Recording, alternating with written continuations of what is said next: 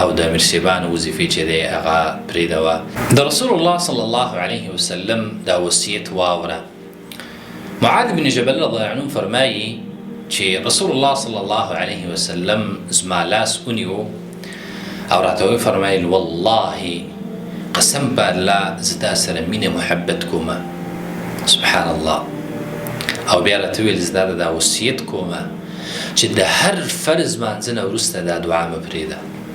دا دعا کومه ده؟ اللهم اعني على ذكرك وشكرك وحسن عبادتك.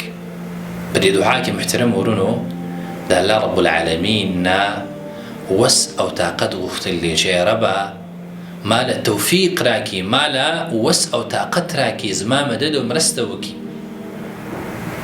اللهم اعني على ذكرك، چې زه تا یاد کړمه، ستا ذکر وکړمه، ستا یاداش وکړمه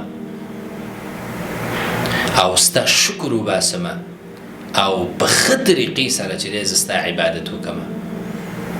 ته به ګورې چې ډېرو خلکو ته هغه د عبادت توفیق نه میلاویږي، هغې ته د الله رب العالمین د ذکر او د یاداشت توفیق نه میلاویږي، هغې ته دغه نعمتونه چې الله رب العالمین ورباندې کړي د شکر توفیق هغې ته نه میلاویږي. د ښه عبادت په کومه طریقه چې مطلوب دی تا نه او الله رب العالمین یې تا نه قبلوي، د هغه عبادت توفیق چې دی نه میلاویږي.